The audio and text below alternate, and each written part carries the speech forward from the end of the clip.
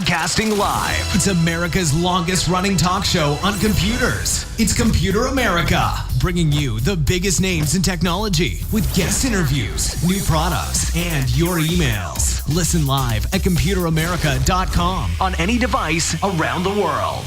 Email the show at live@computeramerica.com or find us on social media. Be sure to check out our website for contests, giveaways, show notes, live video stream, podcasts, and more. You're listening to Computer America.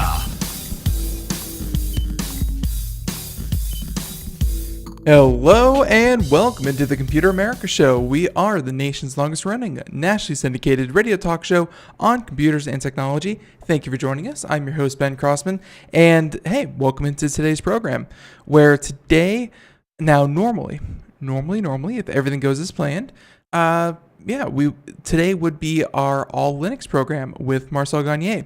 But due to some behind the scene mix up, that will actually be tomorrow. So tune in Friday for an all Linux program.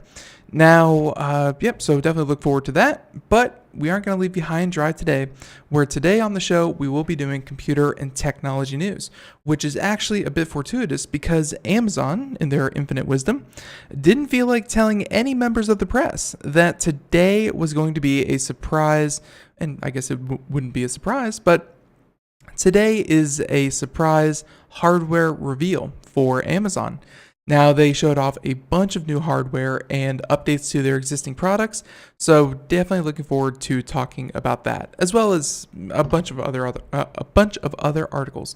Now, of course, before we get started, computeramerica.com. That's where you'll find everything from links to anything we talk about today, be they articles, videos, reviews, anything and everything will be available at computeramerica.com. While you're there, check out the social media contest, which is currently on hold, but we will have that back up and running before you know it. And also be sure to check out the live video stream, which can also be found at twitch.tv/Computer America. Now, why don't we go ahead and just get things kicked off here, where we have Computer America, and we're going to do computer and technology news. So here we go. Play the music and get things started.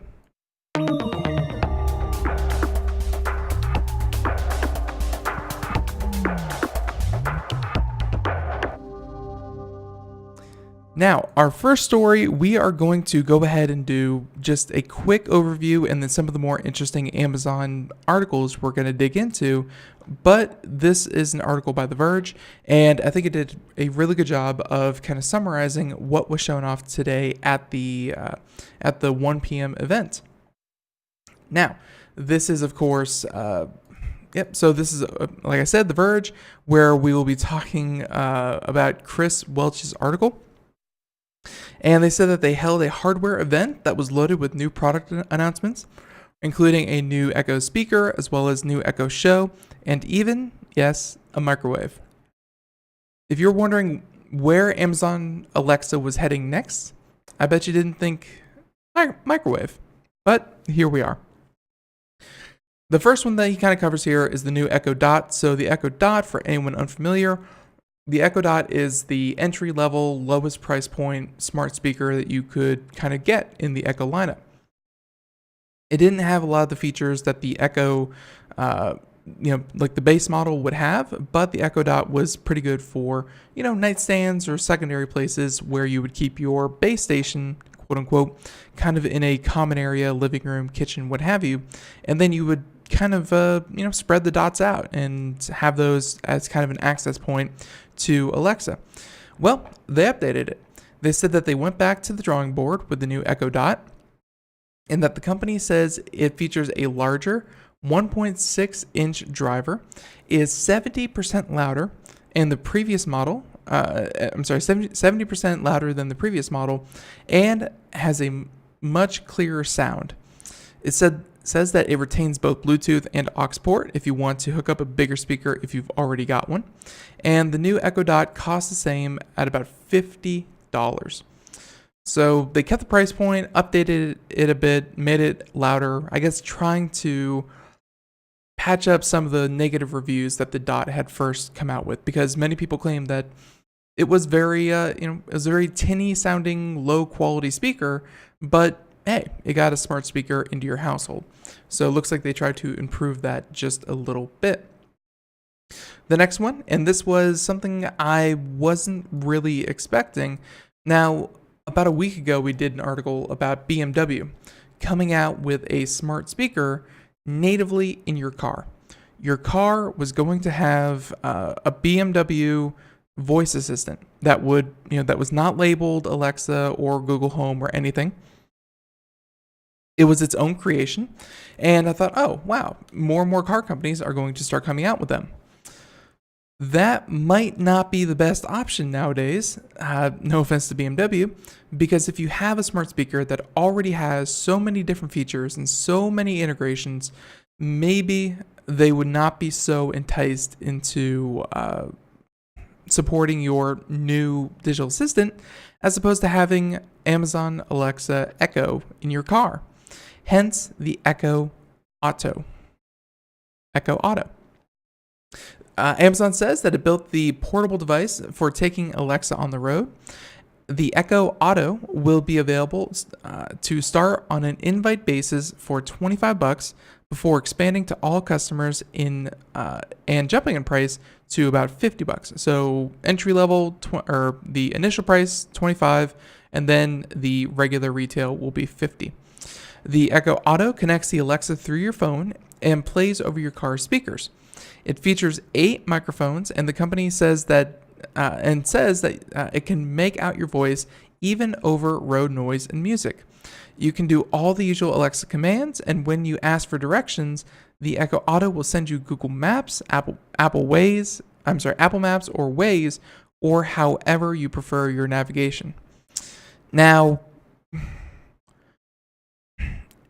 if you are concerned about your data and you feel like, hey, data is just getting too ridiculous nowadays, this could be a real sticking point for you, because Echo and the Alexa line in its entirety is there to help provide data to Amazon to get, just a better, clear picture of who you are as a consumer and to better target you with, with ads or with products. And that's been all well and good. I think people have very heartily accepted the invasion of their privacy if it meant that they got $3 off of their paper towels. It's just something that people seem very, very eager to give up.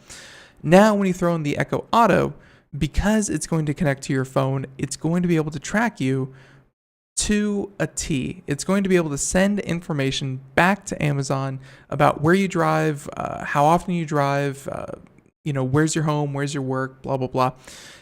You can be sure that all this information will be collected.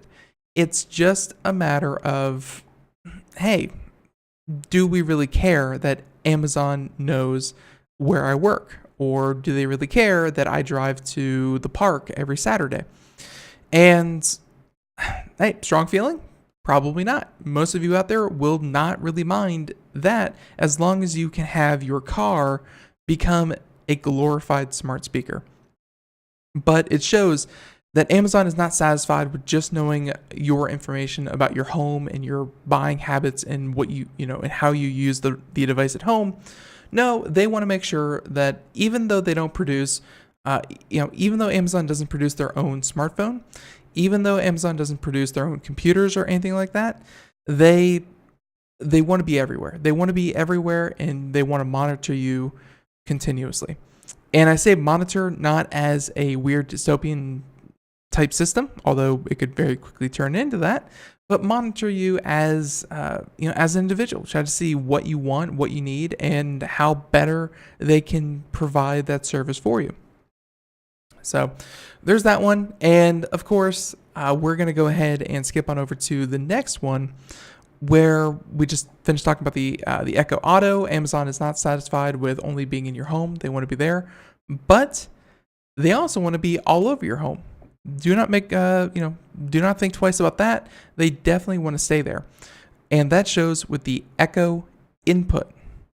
That is their newest piece of hardware. So we have the Echo Dot, which came in at $50, had a little speaker. This is something even more simplistic than the Echo Dot. So this is the new bottom. They said that the tiny Echo input is meant to be plugged into speakers you already own. There's not one built in. It contains a far field microphone array for Alexa commands, but in a put it anywhere form factor, and they said that is even sleeker than the Dot. The Echo input is just 12.5 millimeters tall. So for anyone out there who can't see the picture and just listening, about the size of a smartphone. A smartphone laying on its back. It's about that width. So they said that the Echo input is just 12.5 millimeters tall, and it's coming later this year for $35. $35. Now, great move. Obviously, if you have a great set of speakers and you don't feel like getting rid of them, you just want the Amazon integration or the Alexa integration. Why throw the baby out with the bathwater? Now you can just plug this thing in, and there you go. You have amazing speakers with Alexa brains. I think this is a good move. Obviously, plugs into the aux port, and you are off to the races. So, and I would really like to see some kind of testing on this. Obviously, they said it's coming later this year. I am afraid that if you plug it into too powerful of a speaker system, then even basic commands are going to be missed by the Alexa software, because maybe the sounds are too loud. It'll drown out the microphone. But I'm excited to see just kind of which speakers are going to work best with with this. So there we have it, the Echo input. Let's see, skipping on down here, there was an update to the second generation Echo Plus with local voice control. They said that the revamped Echo Plus looks much closer in design to the standard. They said that it got better sound and, like last year's model, can act as a hub for your smart home gadgets. There's also integrated temperature sensor that can trigger Alexa routines based on a room's temperature. Now, priced at the same $149, the Echo Plus goes up for pre-order, and you can get that sometime in October. Now, what that means, and by the way, they also said that they demonstrated new local voice controls that are debuting in the Echo Plus, saying that if your internet goes out, you'll still be able to control your smart home devices with this speaker. Again, assuming that it can, quote unquote, see the other devices on the network. It does not have to be plugged in, and it does not have to ping back to Amazon servers to be able to do that. Now, kind of cool. I mean, obviously they're keeping the price point. They are updating the hardware. All great. The look is a little bit more standard, like they said, to the original Echo. I do like the temperature sensor, because a lot of people have smart thermostats. That was one of the first things to become quote unquote smart in a person's home. And they automatically, obviously if a temperature gets too high or too low, then it'll kick on the air conditioning or the heat. But that might not work, because hey, what if you have it in a hallway, for instance, and let's say the living room on the other side of the house is where you spend all of your time, and that is what heats up. Put this thing there, it senses that the temperature is too high, and then it kicks on the AC for the whole house. That is something pretty nifty, especially for a large home. So there you have it, Echo Plus. You can definitely check that out. So, so far, a few surprises with the hardware, obvious updates for the others. This next one, another common complaint that they seem like they took all of the complaints that people were having about their entire hardware lineup and were just plugging gaps here or there as best they could. This next one's called the Echo Sub. So think like a submarine sandwich, or sub, SUB, sub. $130 gets you this footstool looking Amazon device. They said that to help solve for that, Amazon is introducing the Echo Sub. When paired with either an Echo or an Echo Plus, the Echo Sub will fill out the low end, making your music sound much fuller. This thing is big. I mean, obviously, if you've ever had a subwoofer, it is designed like a very overweight Amazon Echo, but yeah, it's going to obviously provide you those very deep basses that if you're listening to music through your Echo devices, you were missing terribly. So again, has to be paired with an Echo or an Echo Plus. It's $130, so you're looking at a minimum investment of $250 before you get some kind of audio quality that you would probably be happy to listening to music on. But hey, at least there's an option. You didn't have to go third party like you did in the past, if that's so your prerogative. It doesn't say anything about this having. It doesn't say this having any microphones or anything like that in it. It sounds like this is just a paired speaker to go with some of your other Echo devices. So I don't think this would actually replace any of the other lineup. This would just be an expensive addition. Let's see, they have the second generation Echo Show, which for all of you who don't know, the Echo Show was the tablet built into a full-featured Echo product that showed you things. Hey, the Show, obviously, it had a screen. They said that it's now 10 inches across, so it's a 10-inch tablet, and it serves as a hub to a smart home. It's also the best Alexa device when it comes to hearing your voice. Amazon says that the 8-microphone array in the new Show is the best mic system it has ever shipped. So, hey, that's good. That is definitely going to be good for people who use these devices for video calls. You don't want to sound too bad to the other person, or you don't want, you want to make sure that they hear you clearly. So they said that they are also offering the same drop-in video chat capabilities as last year, and of course the Skype app for the device will let you do this as well. $230. They said that hey, that's about the same price as the other Show, so nothing too surprising there. Let's see, we have, let's skip ahead a little bit. We have about 4 more products, and then we're going to talk about 5 more products. Amazon really did go all out. I mean, it's surprising that we didn't hear any inkling that this was going to happen, and then they just came out with this suddenly. So if you're just joining us, we're talking about Amazon's hardware event. They didn't tell anyone. It was pretty much a surprise, and yeah, they unveiled like 13 or something like that new pieces of hardware. Pretty good stuff so far. Now, the next one, and obviously there have been some skills within the Alexa ecosystem that will allow you to turn it into kind of a pseudo guard system. Like there's one that, I know that there's a skill, you download it, you install it, whatever you do to it, and then it will play noises as if people are talking. So if someone's thinking about breaking into your house, they'll hear the voices and they'll think someone's home, and then they'll think twice about doing so. Obviously, people are using these things as a guard system to some extent, as best they can. Well, Amazon says, hey, we can serve that market better, and Amazon is slowly moving into home security with Alexa Guard. So this product is called Alexa Guard. The new feature integrates Echo devices, smart lights, and security services security service providers to help customers protect their homes while they're away. Saying that when Guard is on, Alexa can send you smart alert with audio clips.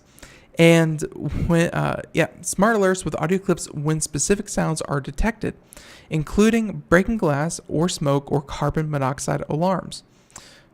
Pretty nifty. Obviously, if you're not home, you're not going to be able to hear your carbon monoxide detector, but odds are you're going to very much want to hear when that goes off, even if you're not at home.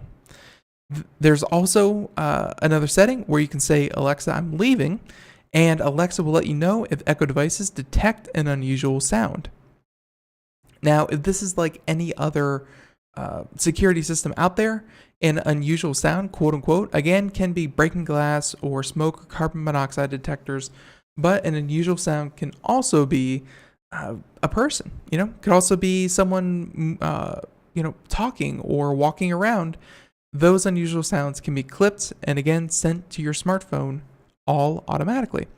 They said that Alexa Guard also has an away lighting mode that uses machine learning to turn your smart lights on and off in patterns that seem natural to deter break-ins and robberies. That is really amazing.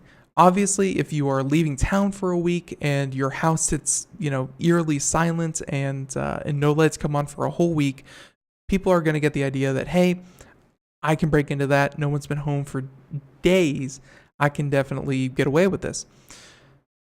By using machine learning, something that is not a set pattern, someone couldn't drive by every day at 7:30 and go, well, actually, if you've ever seen the movie Home Alone, the original one, of course, there's that scene where the two crooks are sitting in their van and they're, timing every single house with their automated lights. Obviously they assume that everyone in that neighborhood had gone away on vacation, and he sat in the car and pointed to each house as its automated lighting system would kick on the lights.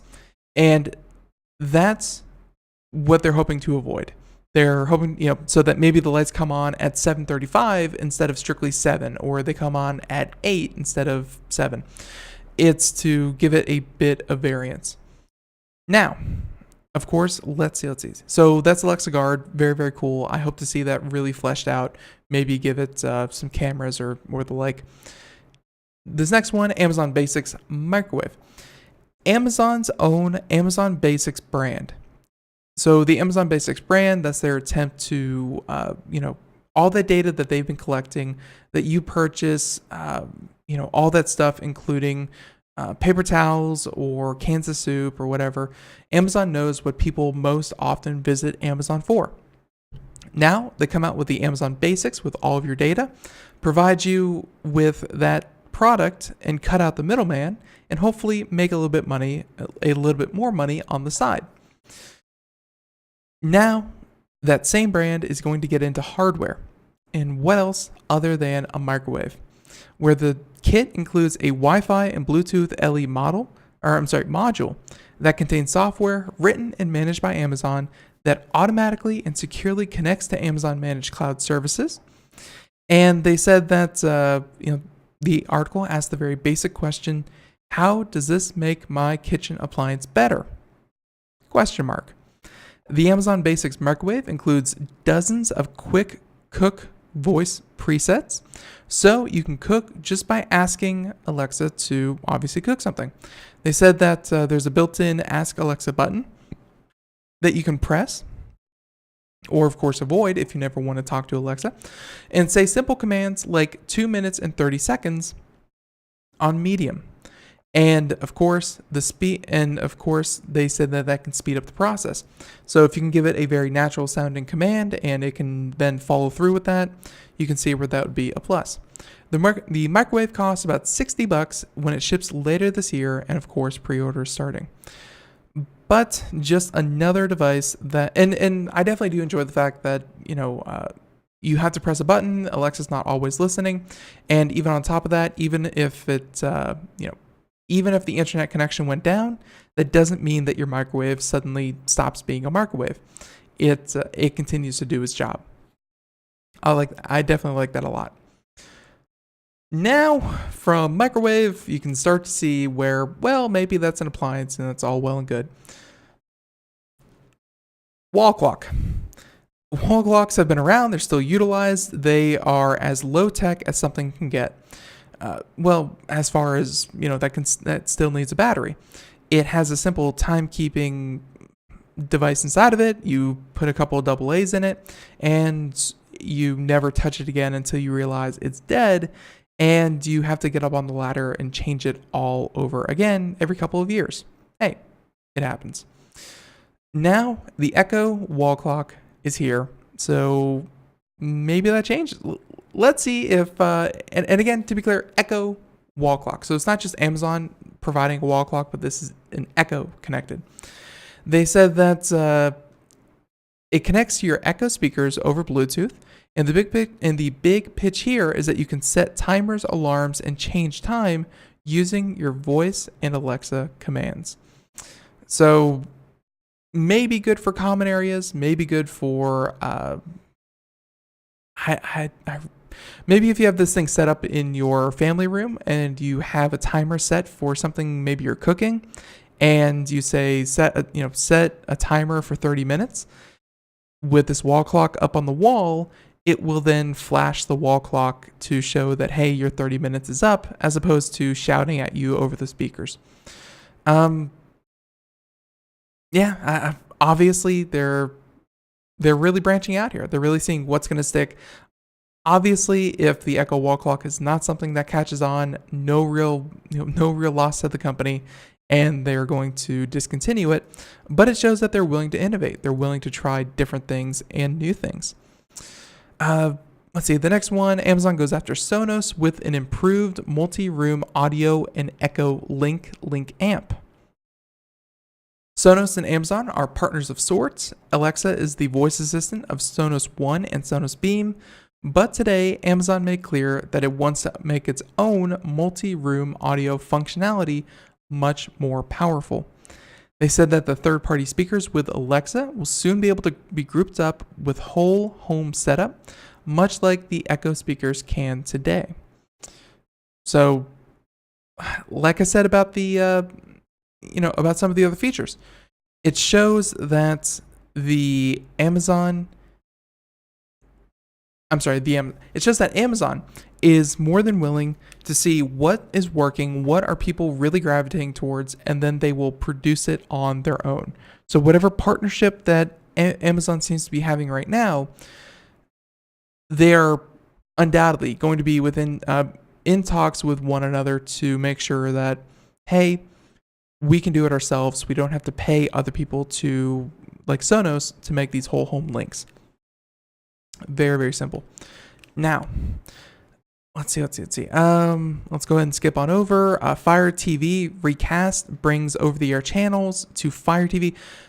So this was a bigger thing a couple of months ago. The idea of a digital antenna. A lot of local TV stations that people are watching are actually broadcast over the air. They're not simply delivered through your internet connection. They can actually be captured through your, through antennas that you can set up. And it looks like Fire TV has officially announced their first antenna themselves. It's a 2-tuner model that will let you record 2 shows at once and includes 500 gigs of DVR space for $230. And they have a 4-tuner version with a 1 terabyte storage, and that is coming a little bit later. Now it's gonna be able to mix anything Fire TV or Amazon streaming services. It's going to be able to mix all of that as well as over-the-air channels. So all of your local, ABC, CBS, Fox, NBC, all those will be mixed into the guide as well and then recorded for your own convenience. Fire TV's recast channels are integrated right into the Fire TV channel guide, and you can schedule or delete recordings using Alexa as well. So obviously Alexa integration. All right, this next one's interesting, not hardware, but could still be a big boon to people who really don't like dealing with Wi-Fi. But Amazon announced what it describes as a multi-year journey to make setting up all types of electronic devices as easy as plugging them into the wall, where the effort is dubbed frustration-free setup. So FFS. Frustration-free setup. The biggest new aspect of this announced today was that Amazon calls Wi-Fi simple setup. Now, compatible devices will be able to access the Wi-Fi credentials stored on your Amazon products so that they can automatically connect to the internet within seconds of being plugged in. Amazon says that its customers have already securely stored more than 100 million Wi-Fi credentials in the quote-unquote locker. Very interesting. Obviously, it shows that, We're going to talk about the security implications of that and wrap up with Amazon right after this. Everyone, be right back. More Computer America right after this. Everyone, stay tuned.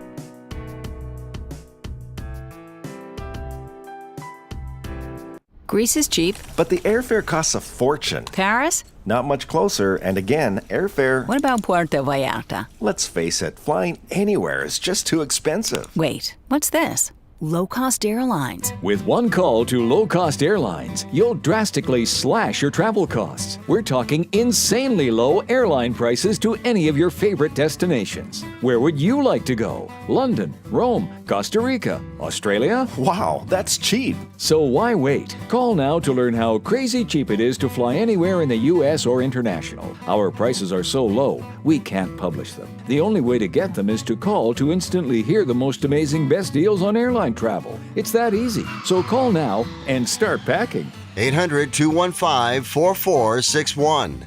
800-215-4461. 800-215-4461. That's 800-215-4461. We are all Brother Wolf. 10 years ago, a group of locals banded together to create positive change. We took animals into our homes, held adoption events at local retailers, and talked to the community about our mission to help build a no-kill Asheville. A decade later, we have achieved so many victories for animals in need. There's been so much progress, yet there's still so much to do. As part of our year-long celebration, we encourage you to become a member of our special Compassionate Circle program. With a monthly donation of $10 or more, you will have behind-the-scenes access to the work we are doing at Brother Wolf. Our goal is to reach 1,000 members because we receive no government funding. Working together, we can help build and sustain no-kill communities. Learn more at compassionatecircle.bwar.org. We are a 501c3 tax-deductible organization.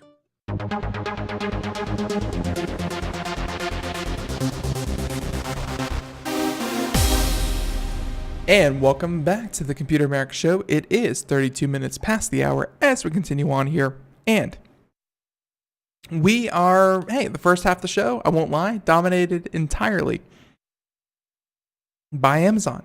Amazon, of course, had its large hardware showing today. Kind of a surprise. Not a lot of people saw it coming. And so we have been going through systematically talking about all of the different products that they announced at the event. If you miss any part of today's show, feel free to check us out wherever podcasts are heard, including YouTube, our website, and more. And you can find audio, video archives of today's show. And also, again, wherever podcasts are heard. And it will simply be today's show rebroadcast. So if you didn't have a chance to catch us live on IRN, then, you can catch us there. Both are completely valid, and we thank you for that. We were almost done with this article, and then, of course, the break came up. But let's go ahead, finish strong. The Amazon Smart Plug. That's right. The Amazon Smart Plug. It's, it's as simple as it can be. We've seen a couple of these. We've had these products here on the show before. You plug this device into a wall outlet. It lives there forever now. It takes over whichever socket you put it into. It is identifiable to the network, usually through Wi-Fi or through Bluetooth. I'm reading here automatically through Wi-Fi. And now you have Alexa control over that particular outlet. And you can name it whatever you want. You can name it Outlet 1, you can name it Lamp, you can name it TV, you can name it, although TV would probably be a little obnoxious for what this thing does. But whatever you want to control, in the picture here they show a coffee maker, any object you want to control that has a wall outlet plug, you plug into the receiver and you can turn it on and off like a simple smart switch through Alexa. Very, very basic product. There have been others that do it. But again, Amazon seems to be in the business of, hey, people like that. We should do it ourselves. Why are we relying on others to do it for us? So not an original idea, but what is original is the fact that it comes from Amazon itself. Let's see, the last one, this seems to be an integration with a company who you should all be familiar with by now called Ring. Ring Stick Up Cam will be offered in both wired and battery-powered configurations for $180. The Stick Up Cam can be used both indoors and out, according to Amazon, marking Ring's first cameras designed for both environments. They can, They can integrate with the Ring alarm when used in the house, and the wired variant is up for pre-order starting today, with the battery-powered stick-up cam to arrive in December. Both offer 1080p video, night vision, and motion detection, and IPX5 water resistance. So IPX5. So the IP rating system, that means that it's probably not going to do very well in direct rain. Like if you can put this underneath an awning, if you can put this somewhere where it's not getting directly rained on, that would be the best place to put one of these cameras. It means it's water resistant up to like 3 feet, I believe, or even just plain water resistant, but not waterproof. It's going to be okay for outdoors, but again, do not put this thing directly into any kind of strenuous environments. Pretty cool. Obviously, Ring, running on the coattails of this whole event, but it does show you that, a lot of hardware was announced, and home security is going to be a priority for Amazon moving forward. Whether or not that takes the place of simply, detecting noises in your home, or if that also means that cameras are coming here shortly, we'll find out. But there you go. We're going to have to leave that one there. That was a lot to go through. I appreciate everyone for sticking with us for that. But Amazon did show off a lot of products, a lot of refreshes for their existing products, as well as some very interesting new lineups. So if you want to check those out for yourself, you can definitely check them out. We'll have a link to that in the show notes. Let's go ahead, switch on over. We have a lot of different stories that aren't strictly about Amazon. I know, surprising. How about this one? This one is, here it is, John Hancock. Founding father, yes, you know his signature. He had a big scrolly signature, and that's how many people know him. But you may not know, they're also one of the largest providers of health insurance in the country, or rather in North America. They have made a surprising move that if there's no pushback on this, as in if people go for it, if they keep their policies, if they keep their plans, if they see any kind of increase in profitability, if stockholders don't take offense to this, if all goes according to plan, this is the dawn of a new age. And I really don't mean that lightly. This could turn into something that a lot of people out there, the article itself calls dystopian and creepy, but it's, for better or worse, it's a future that is driven by making money. Hey, this is going to potentially make insurance companies a lot of money. Now, this coming to us from the BBC and BBC News. Let's see. This is John Hancock adds fitness tracking to all policies. That's right. Not just those who want a discount, not just those who are recommended by a doctor, not just those who, would like to keep this tracked themselves. If you want a policy through John Hancock, then you are only offered the quote-unquote interactive policies that collect health data through wearable devices such as a smart watch. Policy holders can earn discounts and rewards such as gift cards for hitting exercise targets. But critics say that the announcement was creepy and dystopian, saying that insurance brand Vitality, an international partner of John Hancock, has made popular the idea of interactive health and life insurance by offering discounted devices such as Apple Watch in connection with its policies. John Hancock launched its first interactive policy in 2015 and will now apply the model across all of its policies.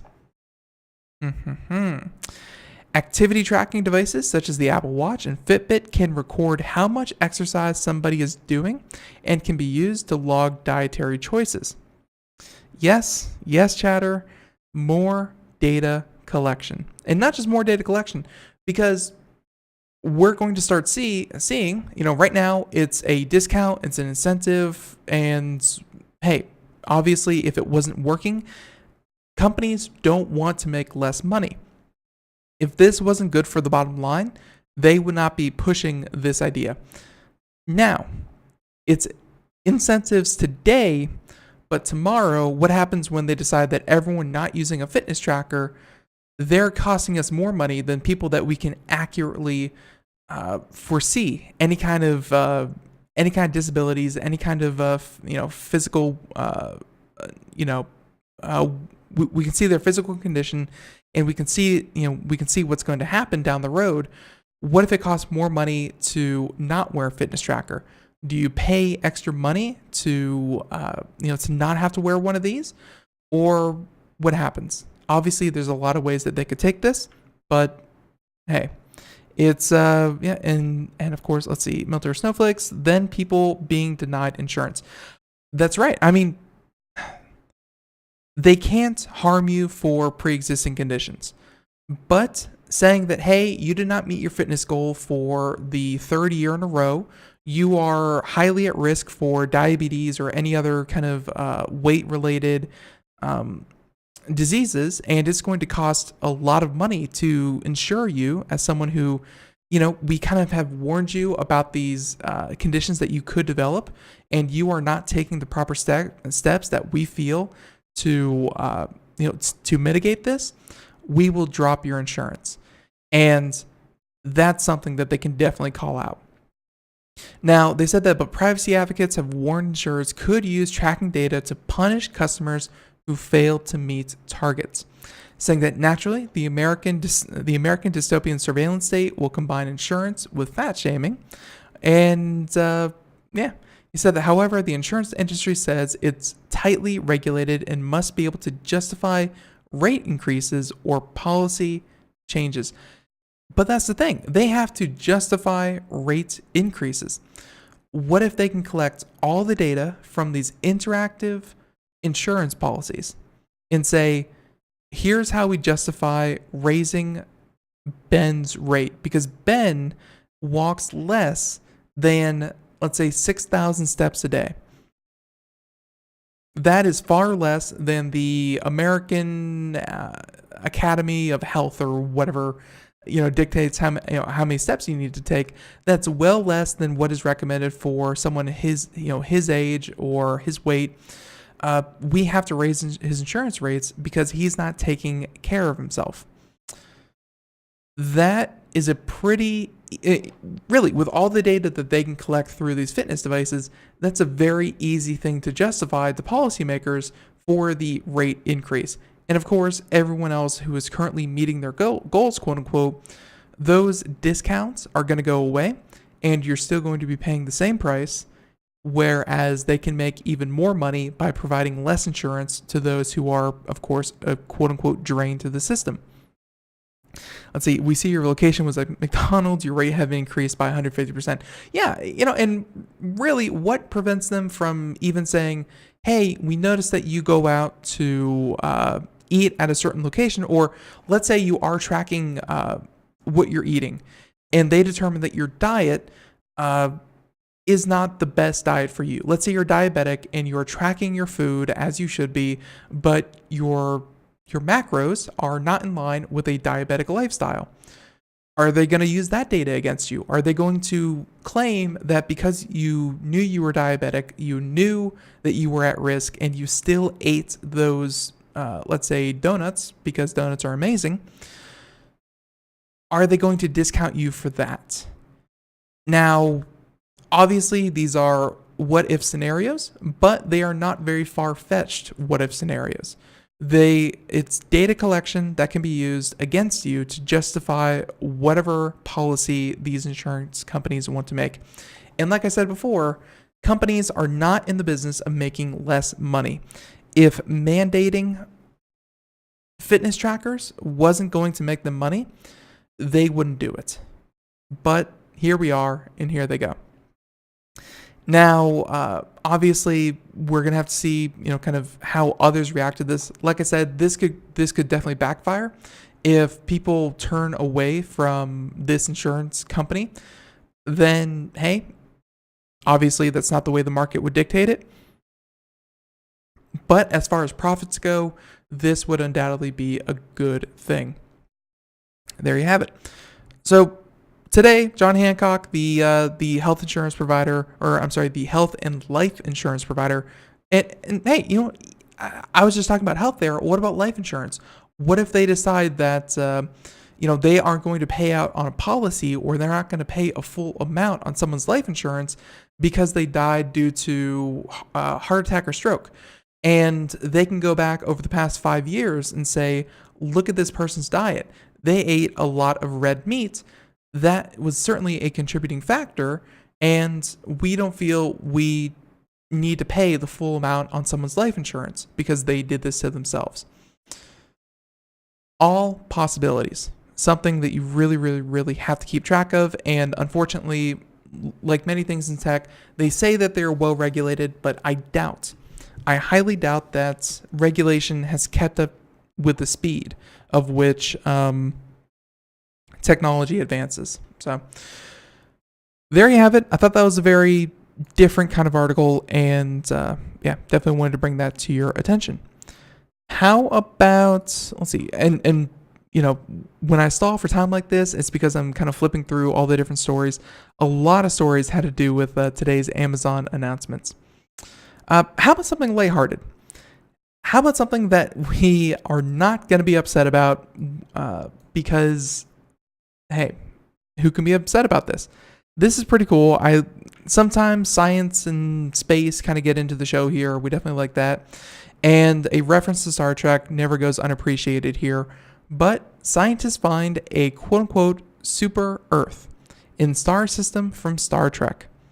They said that, and this is, by the way, from Motherboard by Becky Ferreira, saying that like Spock's home Vulcan, this newly discovered exoplanet orbits the 40 Iridiani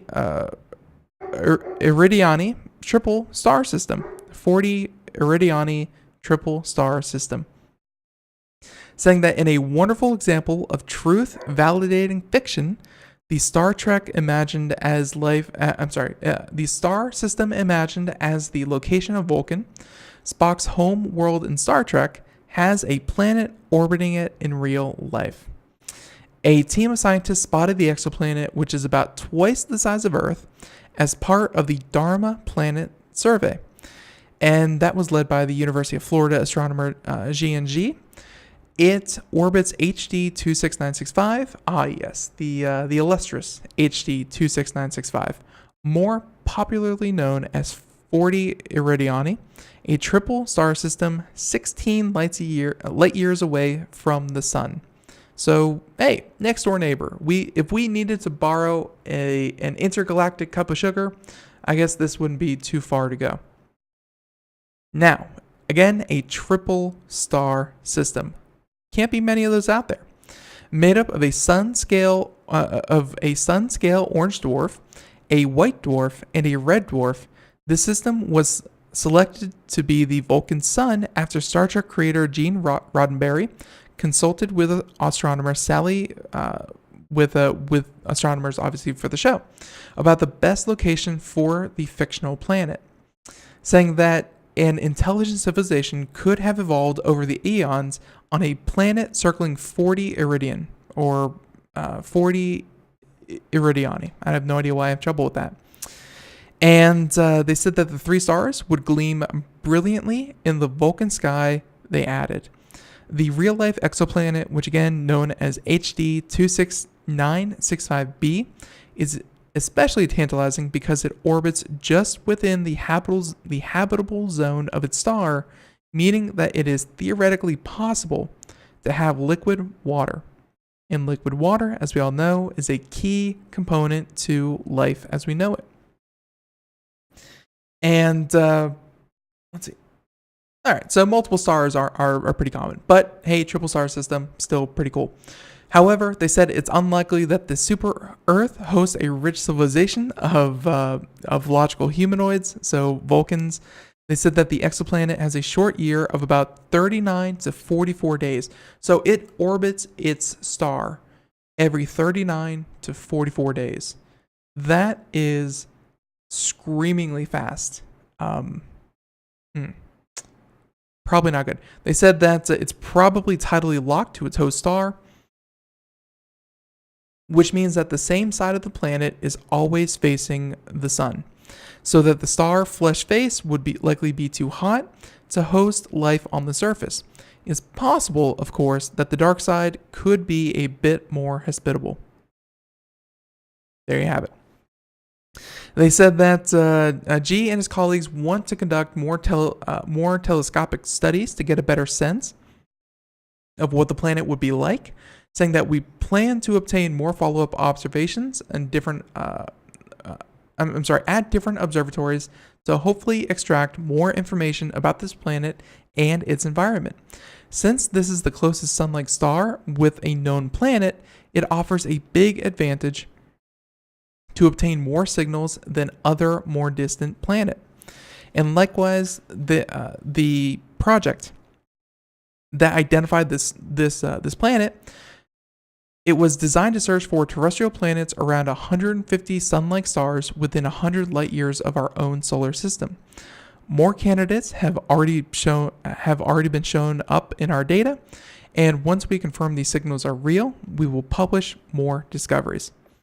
But hey, and you're right.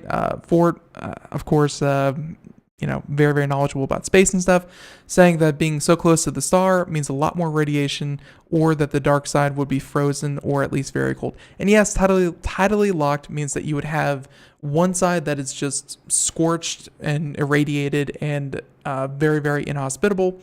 And then you would have the dark side, which is, going to be shielded, but of course, extremely cold because it never sees light. And then you're going to have that ring that, kind of sort of gets light and is going to be a little bit warmer, but is still quite, inhospitable. So, yeah, hey, it's something. I thought it was cool. Again, just a super Earth that was found in the quote-unquote Vulcan star system that Spock was supposedly hailing from. So yeah, found that pretty interesting. That when they created Star Trek back in the day, they just said what sounds promising, what sounds exciting, what sounds interesting, and they knew about the system and said that one. And then to find a planet that actually does exist within that solar system makes it very, very interesting and unique. So there you have it. All right. So there's that one. Space aside, a couple more stories here. All right, we'll do this one because we like to be mad. I know, hey, that was an article to kind of cleanse the palate, decide we are not going to be mad so that we can come into this next article and be furious. But for a whole new reason, a nice break from the activities. Now, this next article coming from The Verge, and Vlad Savov talking about Xiaomi, or Xiaomi, whatever, admits to putting ads in the settings menu of its phones, and saying that this is the price you pay for having a cheap phone. Think of it as bloatware to an extreme. Xiaomi, the world's fourth biggest smartphone vendor, has attracted some unwanted attention for its use of advertising throughout its Android software experience. And a Redditor user recently posted about their disappointment with the increasing frequency of ads showing up within the user interface, including the music app and even the settings menu. That's right, and they even have a picture of it. Saying that when The Verge reached out to Xiaomi for confirmation on the matter, the company responded with the following statement, while also clarifying that it only applies to its devices running MIUI and not its Android One phones. Advertising, and again, kind of quote, this is the quote or the statement that they gave. Quote, advertising has been and will continue to be an integral part to Xiaomi's internet services, a key component of the company's business model. At the same time, we will uphold user experience by offering options to turn off the ads and by constantly improving our approach towards advertising, including adjusting where and when ads appear. Our philosophy is that ads should be unobtrusive and users always have the option of receiving fewer recommendations. Now, the big problem here is, of course, ads within settings. Anywhere where someone can go to expect to find very basic options for a phone. So think of, obviously, your phone. You pull up the settings. There are settings for your location data. There's settings for, how your data is shared. Very, very important settings that you should, clearly understand. Imagine if in the middle of those options, you see an ad saying, hey, you can earn more money by downloading this app. It's going to throw you. It's going to say, well, all of this information here should be extremely relevant to what I'm trying to do. And now it's being clustered. It's being cluttered up with extraneous messages that I now have to either ignore or I accidentally click on, or hey, it's not a good place to put advertising. Now, most people familiar with Xiaomi already know that the company's business plan isn't built around making a profit from hardware sales. Xiaomi sells phones at breakthrough prices, primarily as a means to get people to use its service and to steer them towards its other online and retail ventures. In that context, the company's attitude of treating advertising as an essential part of its operation makes sense. But Xiaomi runs the risk of alienating users who fail to live up to the goals of unobtrusive ads. And that's the thing. That is the reason why internet advertising has become such a pain. That's why even Google, who makes its money, makes its bread and butter through selling or delivering online advertising, in Google's own Chrome service, have a built-in ad blocker.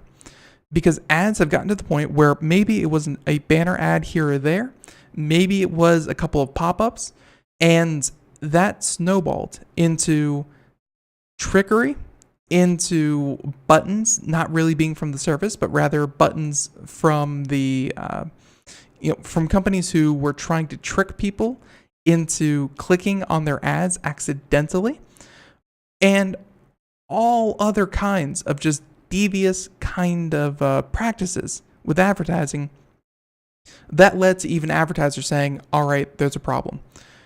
This is a company that has decided that the ends justify the means. If we can make money off of people accidentally, clicking our ads, or we can cram even more in there to charge advertisers even more, then we're going to do it. This is a company that has decided there is no balance. There is only the bottom line.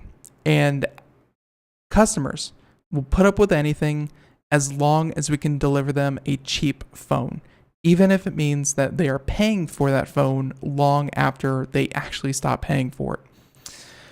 Xiaomi is far from the only advertising offender on the Android platform. Samsung, which is much better off and charges much higher prices, has also been guilty of spamming its users, and there's a plethora of notification pushing bloatware out there that might not technically be the best.